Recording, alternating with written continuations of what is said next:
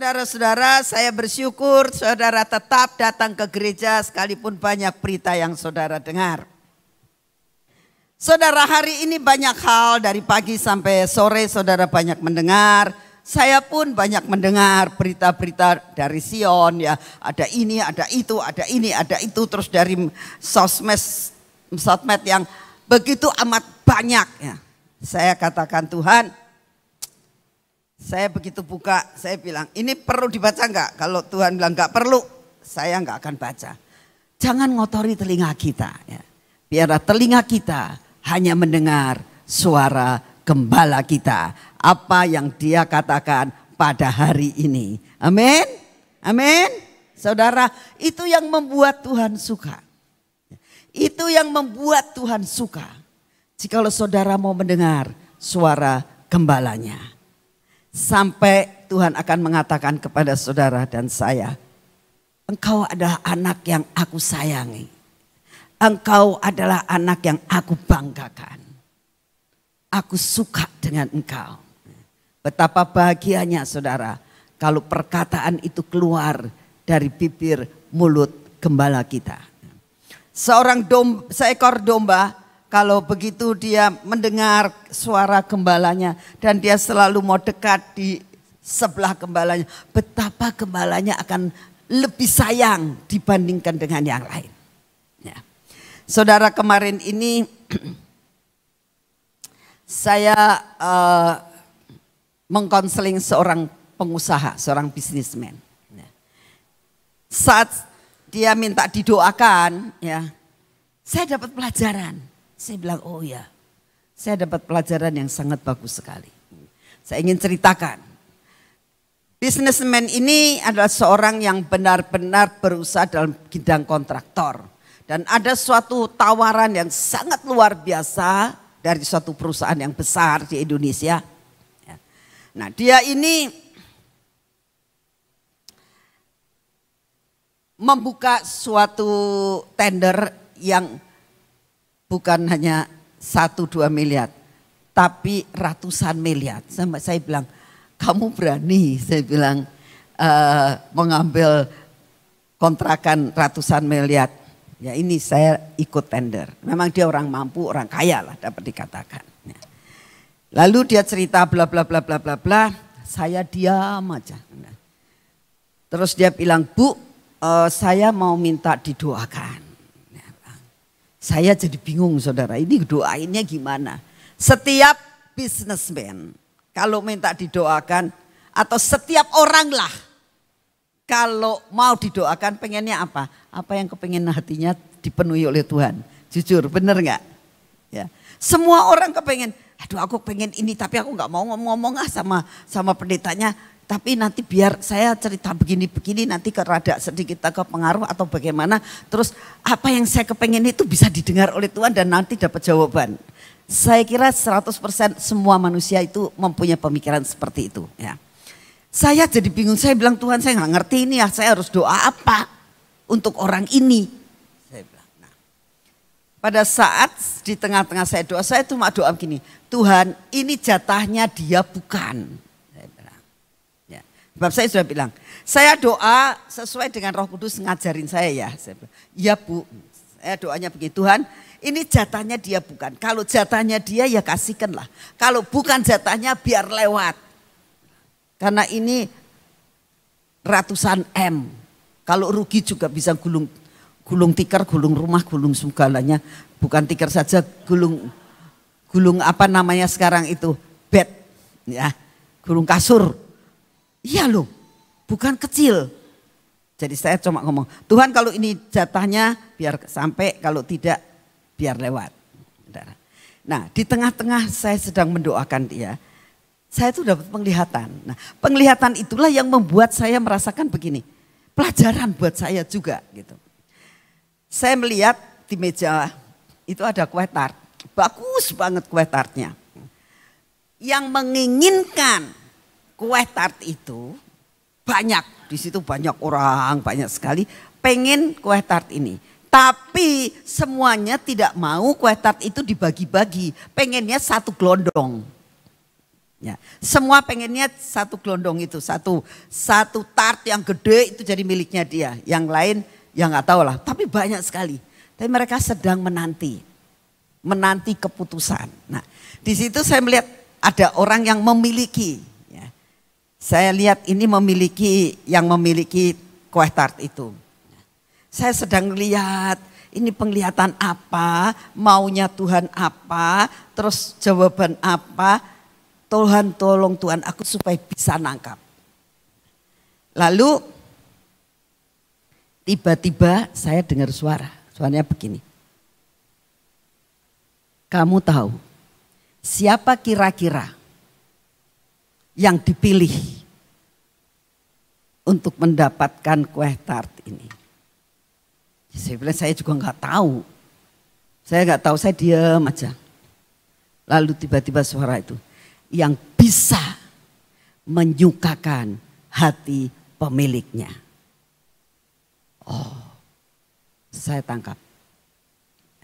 Apapun yang menjadi kerinduan saudara, ya, bagaimana cara kita bisa mendapatkannya? Sukakan Tuhan. Saya cuma ngomong sama dia. Nih saya dapat penglihatannya begini. Jadi kalau kamu pengen kue tart itu, kamu pengen proyek itu, caranya bukannya kamu menyenangkan yang punya proyek, tapi kamu menyenangkan di atas yang memiliki proyek itu. Siapa? Ya Tuhan. Tiba-tiba dia memang orang Kristen yang cukup baik, dia bilang, oh ya saya ngerti. Gimana kamu ngertinya? Karena ada firman Tuhan kan Bu yang mengatakan hati raja di tangan Tuhan. Dia bisa membelokkan kemana Tuhan suka. Tepat, saya bilang gitu. Ya. Yang punya proyek itu hanya saluran. Ya. Tapi kalau engkau bisa tahu menyenangkan hati Tuhan, bisa jadi milik kamu. Buat Tuhan tidak ada barang mustahil. Tapi kalau engkau tidak bisa menyukakan hati Tuhan, jangan harap proyek itu jadi milikmu. Itulah jawabannya. Saudara, jawaban ini sangat menjadi pelajaran dalam hidup saya. Saya bilang, aduh Tuhan, dapat pelajaran baru. Firman Tuhan merupakan pedang bermata dua. Buat orang itu juga buat saya. Jadi saya merasakan Tuhan. Buat apa yang menjadi kerinduan saya, ya, bisa terlaksana. Hanya satu caranya, belajar saya harus menyenangkan hati Tuhan. Biarlah pada hari ini, sampai apa yang membuat Tuhan bangga dengan kita, yaitu hanya dengan cara sukakan hati Tuhan. Amin. Jangan melongo ya, jangan melongo ini Bu Nani cerita apa gitu. Tujuannya kemana? Bisa tangkap nggak saudara? Hah? Bisa tangkap ya? Belajar sukakan hati Tuhan. Maka apapun yang menjadi kerinduanmu, pasti Tuhan buatkan. Itu sudah pasti. Karena dia yang memiliki segala sesuatunya. Amin. Nah, justru saya yang nomor 1 itu sebenarnya dia sudah cukup gede karena umur 8 tahun. Tapi ini anak hampir banyak mempunyai sifat papahnya. Tapi kalau si kecil itu banyak punya sifat mamahnya. Kenapa saya gitu? Papahnya itu kalau mau apa-apa mikirnya 10 kali. Dikit-dikit takut, dikit-dikit khawatir gitu. Tapi kalau mamahnya terjang saja ya. Anaknya begitu. Ini duanya rada beda. Satu saat saya bilang gini. Dia ngomong Vin, Oma saya itu pengen bisa naik sepeda. Dia kan yang bilang, oke, tapi kamu harus belajar ya. Iya. Ngomongnya iya. Sampai ya saya itu beliin sepeda buat dia. Sepeda 2 terus ada gajah gangannya yang belakang itu kan.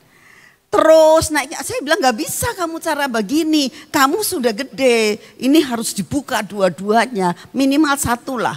Gak berani dia. Nanti jatuh, ya dipegangin. Gak bisa. Pokoknya karep sendiri gak bisa. Sampai akhirnya sayanya ya sudah. Gak pernah dipakai itu sepeda. Suatu saat dia pergi ke mall. Itu ada sepeda motor yang pakai ini. Dia bilang, Oma saya pengen naik sepeda ini. Saya bilang, kamu gak bakal bisa naik sepeda ini kecuali kamu bisa belajar sepeda dulu. Itu bisa kata dia.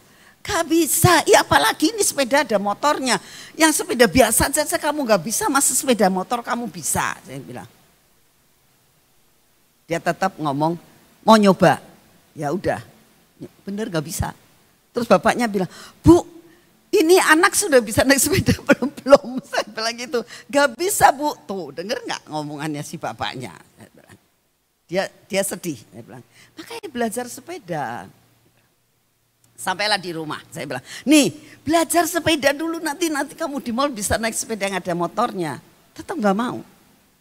Terus saya bilang, ya kalau kamu gak mau ya gak bisa. Saya mau naik sepeda tapi harus pakai kakinya 2. Ya nggak bisa, kamunya kayak gitu itu anak kecil sekian. Saya bilang kalau kamu sudah nggak bisa, harus bisa. Tetap nggak mau, saudara. Terus tak paksa, ayo belajar. Mau, sambil nangis dianya. Lo nggak bisa, lo mau jatuh, lo mau gini. Ya sudah, nggak usah belajar sepeda. Lalu saya berpikir, ini anak gimana ya? Gitu.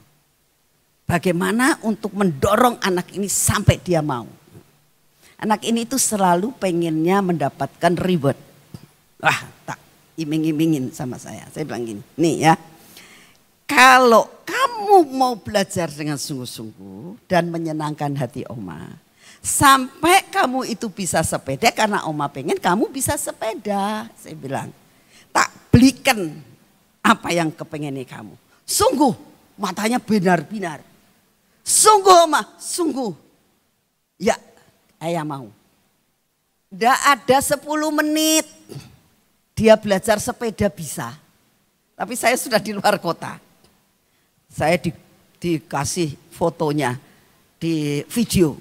Oma aku sudah bisa naik sepeda. Tuh lihat. Ya. Saya bilang Tuhan aku suka ya. Begitu saya datang, Oma kapan pulang? Ya besok saya pulang. Nah, begitu pulang, Oma mau lihat gak saya bisa naik sepeda? Boleh. Naik sepeda dari depan ke belakang. Tuh bisa kan Oma? Sudah pintar. Belok saya bilang, belok bisa. Saya bilang kenapa ya? Karena ada sesuatu yang diharapkan. Ya.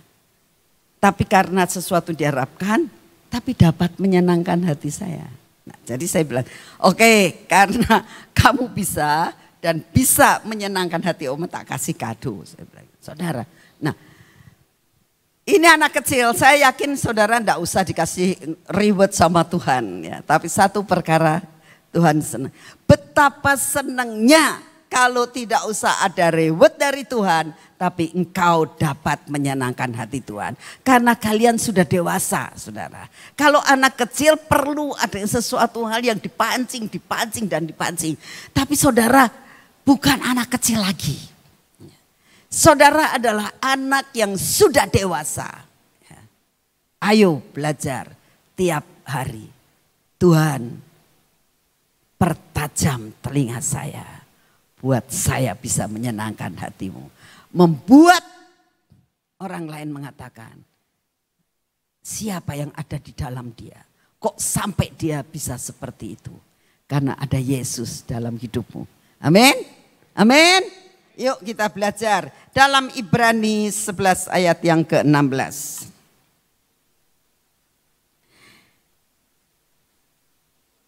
Tetapi sekarang mereka merindukan tanah air yang lebih baik, yaitu satu tanah air surgawi. Sebab itu Allah tidak malu disebut Allah mereka, karena Ia telah mempersiapkan sebuah kota yang bagus buat mereka, bagi mereka. Jadi dikatakan Allah tidak malu. Di dalam bahasa Inggris The Message dikatakan bahwa God is so proud of them. Bahwa Tuhan itu sangat-sangat bangga disebut Allahnya mereka. Kalau saudara lihat dalam ayat-ayat sebelumnya, ini cerita tentang Abraham. Tapi sebenarnya bukan hanya sekedar tentang Abraham dan keturunannya. Tapi benar-benar dikatakan ini juga dari Abraham dan seluruh keturunannya. Tuhan katakan, God is so proud of them. Kenapa? Ya.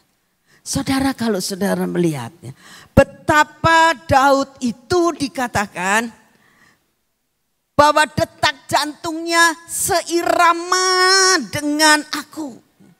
Karena apa? Ya. Karena Daud itu punya roh keberanian yang luar biasa. Yang membuat Tuhan katakan, aku bangga sama kamu nak.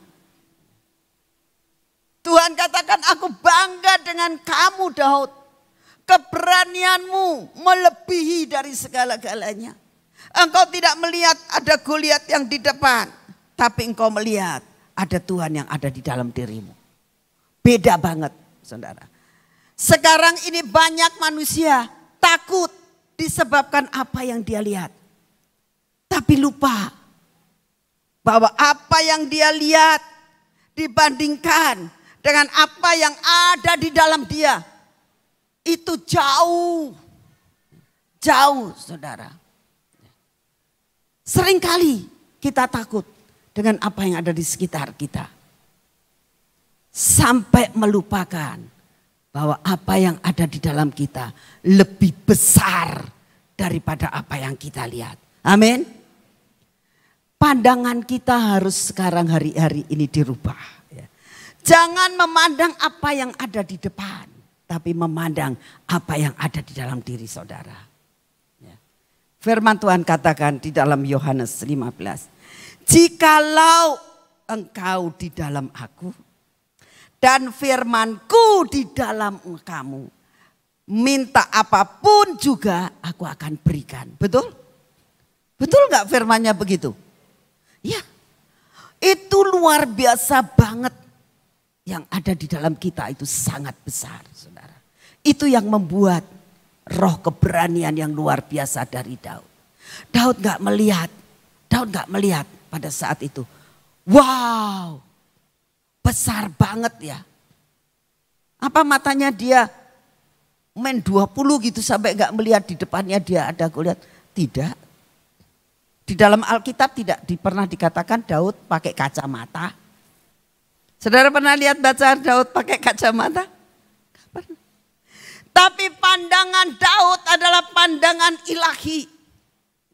Saya berdoa dalam hari-hari di hadapan saudara saat ini. Biarlah saudara punya pandangan ilahi, bukan pandangan apa yang saudara saat ini lihat. Apa yang saudara dengar hari-hari ini. Tapi belajar, setiap kali engkau menghadapi masalah apapun dalam hidupmu, katakan Tuhan. Memang tak lihat, susah. Apa tapi Tuhan. Tapi di dalamku gak ada yang susah. Buat engkau tidak ada yang susah, punya roh keberanian ilahi. Sampai pada saat dia menghadapi akan Goliat. Dia diejek, dia diomong anjing. Kamu apa? Kenapa kamu bawa tongkat? Kamu tak pukul, kamu tak bantai. Tapi apa jawab Daud? Engkau melawan aku dengan kekuatanmu, tapi aku melawan engkau dengan pertolongan Allah Israel yang luar biasa. Amin.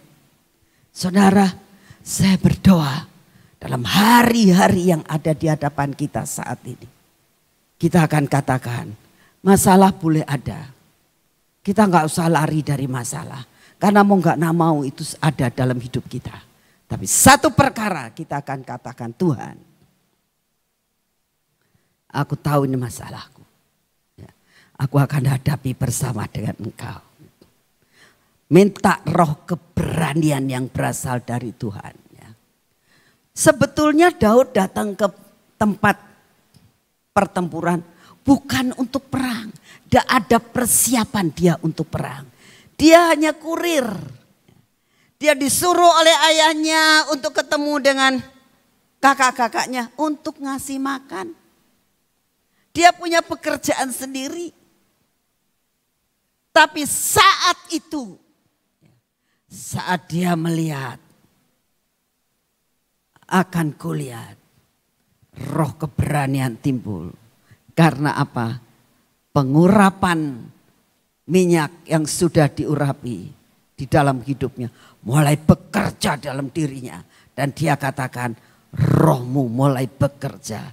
Ada roh keberanian yang luar biasa untuk mendapatkan sesuatu yang dikatakan, aku bangga dengan keberanianmu. Itulah sebabnya Tuhan suka dengan dia. Saudara, biarlah hari-hari ini engkau boleh mengatakan dalam hidupmu, Tuhan, buat engkau bangga terhadap aku. Dalam menghadapi masalahku apapun juga, aku akan menghadapi bersama dengan engkau. Dan di dalam engkau aku akan mengalami kemenangan. Amin. Yang pertama kita akan belajar dari Abraham, apa yang dilakukan Abraham. Abraham dikatakan rela meninggalkan semua dan semuanya, ya saudara. Hanya karena apa? Hanya karena firman Tuhan. Itu tidak semudah kata-kata. Ya. Kita baca dalam Ibrani 11 ayat 8 dikatakan begini. Karena iman Abraham taat ketika ia dipanggil untuk berangkat ke negeri yang akan dikaruniakan menjadi milik pusakanya. Lalu ia berangkat dengan tidak mengetahui tempat yang ia tujui. Ya. Dengan tidak mengetahui tempat yang ia tuju. Ini tidak mudah saudara. Ya. Orang yang sudah hidup nyaman. Abraham bukan orang miskin. Abraham orang yang sangat kaya. Abraham orang yang diberkati sekalipun dia belum mengenal siapa Allah itu. Dia bekerja dengan luar biasa. Dia punya keluarga yang luar biasa. Dia hidup dekat dengan keluarga yang lain. Dekat dengan ayahnya. Hidup sudah sangat nyaman. Tapi tiba-tiba ada perintah. Dan dikatakan dia pergi dengan tidak tahu tempat yang dia tuju. Tapi dia percaya. Ketaatan inilah yang membuat saudara. Tuhan katakan, aku bangga terhadap dirimu. Karena engkau tidak memikirkan kenyamananmu. Tetapi engkau memikirkan akan apa yang Tuhan suka. Saudara belajar untuk mengatakan Tuhan, biarlah aku melakukan apa yang engkau suka. Saudara, ada satu kesaksian dari satu keluarga. Ya. Memang untuk mengatakan meninggalkan kenyamanan. Ya. Untuk mengikuti dengan ketaatan. Itu sangat-sangat tidak mudah. Karena dia harus meninggalkan pekerjaannya. Meninggalkan semua dan semuanya. Dia harus berbicara dan harus berhadapan dengan keluarganya. Saudara, ada satu keluarga. Dia punya usaha yang sungguh dia kerja. Dia bukan usaha, dia bekerja. Dia bekerja dan gajinya itu sudah sangat-sangat besar. Zaman itu gajinya sudah 25 juta. Zamannya itu. Saudara bayangkan zaman itu. Dia punya anak semua disekolahkan di international school. Anaknya semua disekolahkan di international school. Ya. Anaknya punya taraf kehidupan yang sangat berbeda. Jikalau saudara tahu orang sekolah di international school. Taraf hidupnya rata-rata dengan orang-orang yang menengah ke atas, bukan menengah ke bawah lagi. Ya. Istrinya juga ya, hidup mewah, semua bajunya branded, ya, semuanya oke lah, semuanya sudah tarafnya taraf orang-orang burju. Nah, suatu saat saudara dia mendapatkan panggilan Tuhan. Untuk bekerja full time dengan Tuhan. Dia katakan Tuhan, apakah ini daripadamu? Dia jelas dia doa puasa 1 bulan. Dan jelas dia katakan, ini aku dapat dari Tuhan.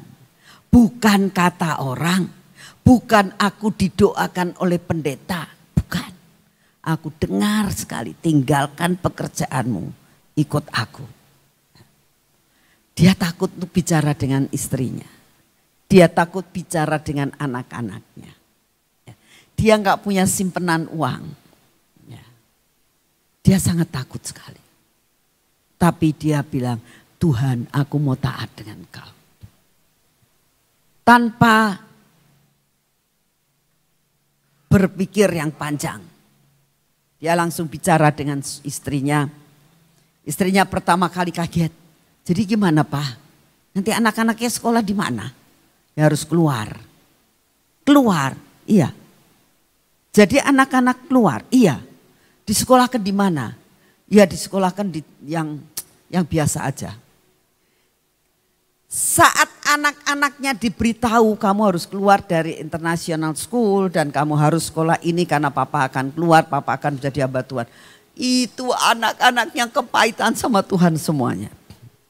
Dia bilang, Papa saya nggak mau sekolah. Kalau saya dikeluarkan dari sekolah ini saya tidak mau sekolah. Dan anak itu saudara masih pada saat itu masih SD semuanya. Nggak mau sekolah. Mogok sekolah, nangis. Gak mau sekolah selama 1 minggu. Didaftarkan tidak mau sekolah. Apalagi dia sekolahnya sangat bumi langit. Dia bilang apa kumpulannya sama orang yang seperti ini, seperti itu dan sebagainya ya. Itu buat seorang ayah itu sangat-sangat menderita banget. Bayarnya mahal banget. Tapi dia setiap kali katakan Tuhan aku mau sepakat dengan istriku. Istrinya menolong, istrinya mensupport ya.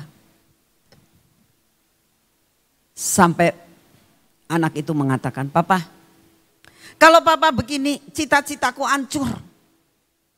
Aku pengen nanti SMA sekolah di luar negeri. Kapan Papa bisa nyekolahkan kalau Papa nggak kerja? Itu buat seorang ayah adalah suatu berat banget. Tapi dia katakan Tuhan beri aku kemampuan untuk mengatasi semuanya ini. Ini anak-anakmu Tuhan. Engkau yang menyuruh, engkau yang tanggung jawab terhadap anakku. Aku enggak tahu, aku udah gak bisa ngajar anakku, aku enggak bisa ngomong anakku. Karena faktanya seperti ini. Aku gak bisa nyekolahkan dia lagi di international school. Aku gak bisa biayain semuanya. Semua mobil dijual semuanya. Tinggal rumah. Saudara itu sangat berat. Dia bilang waktu-waktu itu sangat berat. Hidup hari demi hari. Tapi ketaatan itu ada upahnya yang besar. Tuhan katakan aku bangga terhadap dirimu. Waktunya tiba. Waktunya tiba. Dia bimbing anaknya terus dekat sama Tuhan dan akhirnya anaknya kembali kepada Tuhan. Dia bilang, nah mulai saat ini kamu gak usah gantung sama papa. Ya, papa gak bisa biayain kamu.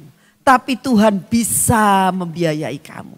Dia bilang kenapa papa kalau Tuhan bisa membiayain kita. Papa kenapa papa gak dibiayain. Itu urusan saya sama papa. Tuhan sama papa. Kamu gantung sama Tuhan. Mulai diajar untuk bergantung kepada Tuhan dan anak ini mulai nurut dan selalu berdoa sama Tuhan. Setiap kali saudara, kalau doa mesbah keluarga apa yang dikatakan? Tuhan aku SMA pengen sekolah luar negeri. Seorang ayah yang dengar dan ayah tidak bisa untuk menyekolahkan. Saya bisa rasakan kayak apa perasaan orang tua. Tapi dia katakan Tuhan aku serahkan ini anak milikmu. Ini anak milikmu kau tanggung jawab sama anak ini.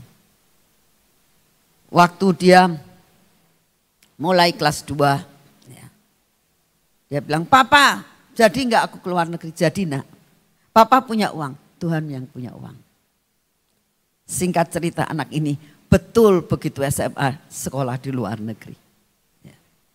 Sampai sekarang sudah jadi sarjana. Terus di luar negeri. Buat Tuhan tidak akan mempermalukan saudara. Banyak kesaksian kalau saya bisa saksikan. Engkau mau meninggalkan kenyamananmu. hanya untuk Tuhan. Tuhan gak pernah mau berhutang. Satu keluarga lagi saya ingin saksikan. Ini keluarga sangat disayang oleh majikannya. Dia kerja di suatu perusahaan yang besar. Dan dia sudah masuk dalam staf ahli dan staf yang disayang oleh majikannya. Suatu saat saudara, dia mendapatkan firman Tuhan. Dia sendiri, dia katakan, aku dapat firman. Keluar dari pekerjaanmu. Pindah ke kota yang lain. Dan Tuhan tunjukkan, kalau Abraham kan tidak ditunjukkan kemana. Hanya ke daerah Kanaan, tapi enggak ditunjukkan. Tapi ini ditunjukkan sungguh-sungguh ke satu kota. Dia bilang, aduh, kotanya lebih kecil. Ya. Tapi dia katakan, ngomong ke bosnya, bos saya keluar kurang lebih 3 bulan lagi. Saya harus keluar. Dia bilang, alasan kamu apa keluar? Saya mau pindah keluar kota. Alasan kamu apa pindah keluar kota? Dia bilang, iya saya aja pengen pindah. Dia nggak bisa ngomong karena bukan anak Tuhan itu majikannya.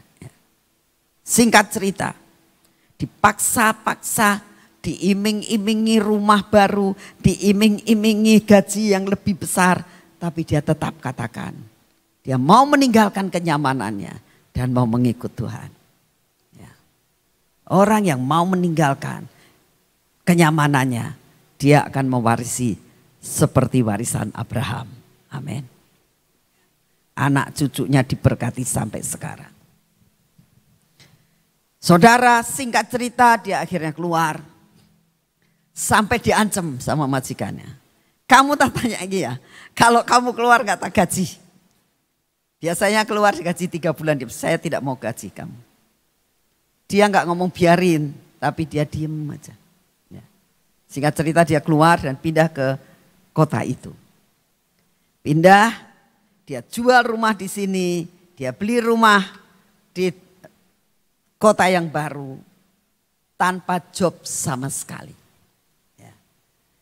Sebulan lumayan, ya, anak-anaknya dipindahkan sekolah, semua oke, anak-anaknya semua nurut.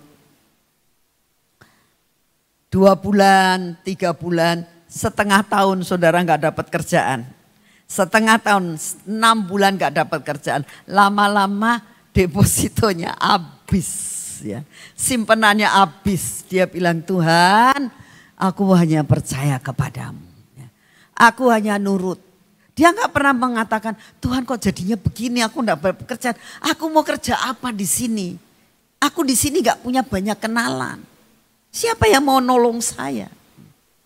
Tapi dia tetap tidak mengatakan begitu. Dia bilang, Tuhan aku bersyukur dan aku bersyukur dengan apa yang kau kerjakan. Aku tahu ini firman-Mu dan aku menjadi taat akan firman-Mu. Dia begitu aja. Itu setiap kali dia berdoa dalam doa mesbah keluarganya. Apa yang terjadi? Ya. Sesudah dia benar-benar sampai irit luar biasa karena sudah nunggak 2 bulan. Ya. 2 bulan dia sudah nunggak sekolah anaknya. Ya. Sudah berkali-kali anaknya ngomong, Pak kata Miss, kata Sir gak boleh masuk, gak boleh ikut ulangan. Kalau tidak bayar dan sebagainya, itu nangis seorang ayah. Ya. Dia cuma bilang, Tuhan aku sudah gak punya apa-apa.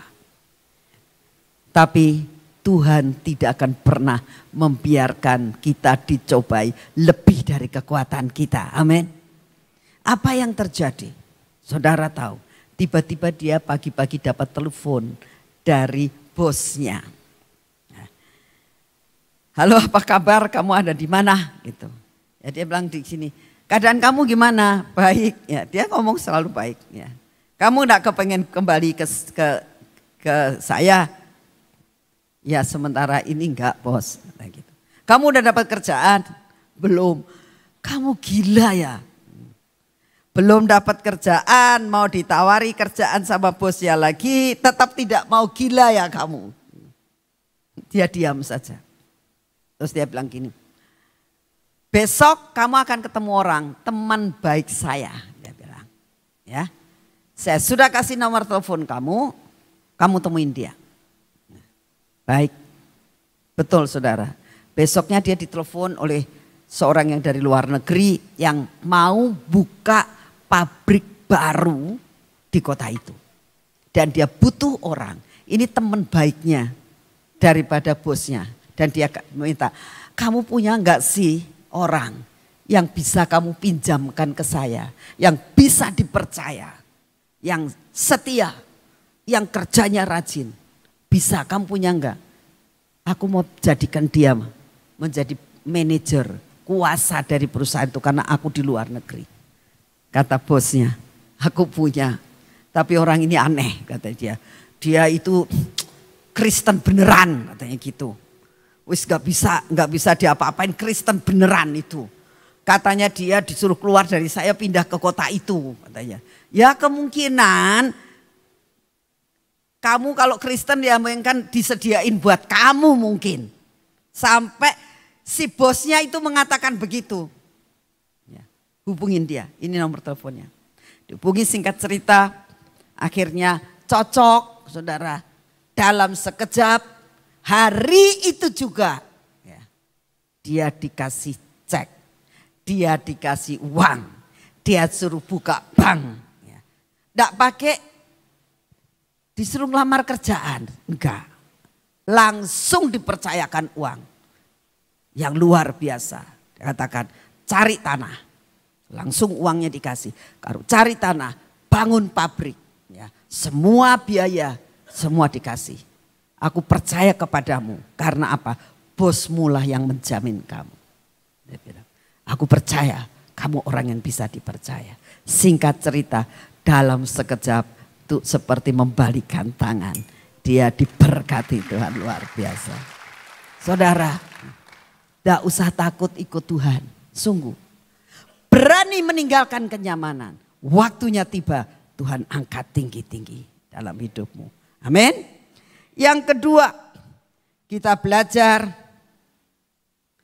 yang dikatakan belajar mempunyai iman sekalipun. Ya. Ibrani 11 ayat 11. Karena iman Abraham juga dan Sarah beroleh kekuatan untuk menurunkan anak cucu. Walaupun usianya sudah lewat. Karena ia menganggap dia yang memberikan janji itu setia. Karena Abraham dan Sarah merasakan Tuhan kalau janji itu setia. Dia tidak pernah meninggalkan perbuatan tangannya. Saudara. Nah, inilah yang saya ingin sampaikan kepada saudara. Bertahun-tahun, 25 tahun bukannya sesuatu hal yang mudah. Tapi satu perkara saudara dan saya harus tahu. Ya. Janji bukan janji tetap janji. Janji ada akhirnya. Janji firman pasti jadi daging. Saudara percaya? Saudara percaya? Apapun yang saudara hari-hari ini sebelumnya sekian tahun yang lalu saudara mendapatkan semua janji. Pegang terus janji itu. Percaya Tuhan itu akan menepati. Pasti saudara. Saya mau saksikan akan hidup saya. Dulu pada saat saya masih sudah mahasiswa. Begitu saya lahir baru, begitu saya sudah terima Yesus, begitu saya ini anak orang Kristen loh. Tapi saya lahir baru umur 19. Kenapa saya katakan lahir baru umur 19? Umur 19 saya ketemu Tuhan. Sejak saya ketemu Tuhan secara pribadi, saya katakan ini loh saya baru jadi orang Kristen. Kalau dulu saya orang Kristen karena orang tua. Tapi 19 tahun pada saat usia saya ketemu dengan secara pribadi. Saat itulah saya mau katakan itu waktu saya lahir baru. Terima Yesus sebagai juru selamat. Dengan berjalannya waktu dari awal sampai akhir, hamba Tuhan apa semuanya Tuhan itu kasih firman buat saya. Sampai Tuhan itu sudah kasih tahu, nak kamu bakalnya tidak di Bandung. Kamu bakalnya akan, itu saya belum punya pacar loh saudara. Kamu akan aku pindahkan ke satu kota yang dekat dengan kota Bandung. Tapi kamu bukan tinggal di Bandung. Tapi Tuhan gak ngomong di Cirebon, cuma begitu ya. Engkau akan tinggal di sana, engkau akan menjadi berkat di sana. Kamu gak usah takut. Tuhan saya kasih tahu engkau akan tak kasih rumah, tak kasih ini. Semua janjinya luar biasa. Sampai saya melongo. Mungkinkah seperti itu? Sampai Tuhan sampaikan kepada saya, kamu akan pergi pelayanan dari satu kota ke kota lain, dari satu pulau ke pulau lain. Sampai kamu akan melayani Tuhan sekeliling dunia. Wow, mungkinkah itu? Tidak kejangkau dalam pikiran saya. Tapi saya mau sampaikan, firman tetap jadi daging. Dengan berjalannya waktu sampai dengan detik ini, saya mau sampaikan di hadapan Tuhan dan di hadapan manusia. Tidak ada satupun firman-Nya yang tidak jadi atas hidup saya. Ayo saudara, punya iman sekalipun. Sekalipun berat, ayo jalani. Tuhan akan terus lakukan hal itu. Kemarin saya bersaksi lagi tentang bagaimana Tuhan membawa kami 6 hamba Tuhan waktu buka pertama kali akan Golden Gate. Ya. Tuhan waktu itu mengatakan, Susana tapi kamu bisa. Ini firmannya, susah tapi bisa. Kami berenam bersepakat, ayo susah tapi bisa. Dan pada saat itu sedang dikuasai oleh Palestina sampai sekarang juga. Tapi sekarang sudah terbuka. Kalau dulu gak ada orang yang berani masuk ke Golden Gate. Kita lewatnya bukan lewat depan, bukan lewat belakang. Karena sekarang bisa lewat belakang, bisa lewat depan. Kita lewatnya dari pinggiran saudara. Dan jalannya terjal seperti mau naik gunung. Susah. Yang lain yang 4 sudah naik. Tinggal saya sama Pak Yusak. Saya bilang, aduh kayaknya kok aku gak nyanggup ya. Saya bilang. Karena jalannya terjal dan saya lihat sebelum saya itu Pak Agung. Pak Agung saja di atasnya melorot saudara. Lah ya Pak Agung beseng lagi melorot apalagi saya. Ya. Tapi saya diam aja. Ya.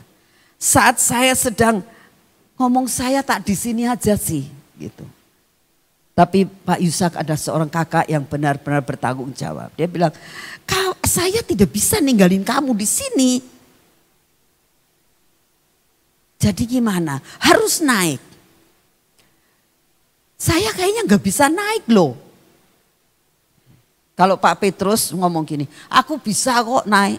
Aku dulu suka waktu kecil naik pohon nyolong mangga. Tuh, gembala saudara ngaku, aku bisa naik pokoknya. Karena aku dulu waktu kecil suka nyolong mangga naik pohon katanya. Ya, saya memang pernah naik pohon, tapi kan waktu itu kecil. Saya sekarang waktu itu kan sudah kira-kira umur 50 lebih loh saya waktu itu. Jadi saya kan takut banget gitu. Terus apa yang menyentak saya? Firman. Pak Yusak ngomong begini sama saya. Yang dapat firman ngomong susah tapi bisa siapa? Saya bilang, saya. Kamu dengar enggak suara itu? Benar. Kamu yakin enggak itu suara Tuhan? Iya. Kenapa kamu takut? Saya diam, iya Tuhan. Ampuni saya yang tidak percaya. Ya. Ayo naik. Terus saya bilang, Pak ini gimana ke gate-nya. Bu harus naik. Kita nanti pulangnya enggak lewat sini. Lah sih, kalau pulangnya enggak lewat sini sayanya nanti mau pulangnya lewat mana? Harus naik Bu. Nanti sampai di atas tak tarik sama saya, kata gitu. Kata Pak Yusak, wis kamu naik saja nanti pantatmu tak dorong, katanya gitu. Puji Tuhan. Saudara, jadi akhirnya dengan kekuatan yang berasal dari Tuhan, Begitu saya ngambil itu ada semak-semak begitu, banyak durinya, saya pegang itu terus saja darah mengalir. Ternyata itu pohon yang dipakai untuk mahkotanya Tuhan. Dan saya bilang, Tuhan terima kasih. Saya nggak seberapa tapi kepalamu betapa sakitnya saat kena ini. Singkat cerita bisa naik. Susah tapi bisa. Firman pasti akan jadi daging dalam hidupmu. Amin. Iman sekalipun itu akan jadi dalam hidupmu. Percaya? Ya. Yang ketiga dikatakan pegang janji sekalipun rugi. Ini memang gampang-gampang susah. Kalau dikatakan pegang janji pasti untung. Ya, semua seneng ya. Tapi kalau dikatakan pegang janji sekalipun rugi itu gak mudah mengatakan, tetap pegang janji walaupun rugi. Angel ya, susah ya, iya susah. Tapi itulah orang Kristen. Sampai Tuhan akan katakan, nah aku bangga kepadamu karena engkau pegang janji sampai garis akhir. Amin. Firman Tuhan jelas dikatakan dalam Mazmur 15 ayat 1b. Siapa yang boleh diam di gunungmu yang kudus, ayat 4b-nya. Yang berpegang pada sumpah walaupun rugi. Tidak mudah. Tidak mudah. Saudara, seorang businessman, kalau dia mau dipercaya, dia harus pegang janji sekalipun rugi. Banyak kesaksian yang menyatakan, banyak sekali yang menyaksikan. Dia katakan, memang aku sudah kadung, sudah terlanjur bikin kontrak. Tapi akhirnya rugi. Tapi tetap aku jalankan sampai selesai. Hanya saya ingin tahu, saya tidak mau mempermalukan Tuhanku. Sesudah itu Tuhan akan gantikan yang lebih lagi. Amin. Apalagi sih janji sekalipun rugi, yaitu saudara saat saudara janji nikah. Ya. Saat saudara dijanji nikah di depan altar, semuanya masih ingat, saya harap semuanya mengingat akan janji nikahnya. Yang dikatakan bahwa engkau adalah istriku, suamiku satu-satunya dan tidak ada yang lain. Tapi di tengah jalan gak cocok, rewel sekali istri saya. Aduh rewel sekali. Gak cocok. Lalu ingkar janji, lupa dengan janjinya. Yang dikatakan dalam susah maupun senang, dalam miskin ataupun kaya, dalam sakit maupun sembuh, tidak akan meninggalkan. Saya berdoa, biarlah janji ini tetap menjadi janji yang luar biasa terhadap keluargamu masing-masing. Karena Tuhan ingin, Tuhan akan mengatakan, aku bangga terhadap engkau karena engkau setia sampai garis akhir. Amin. Mari kita berdoa.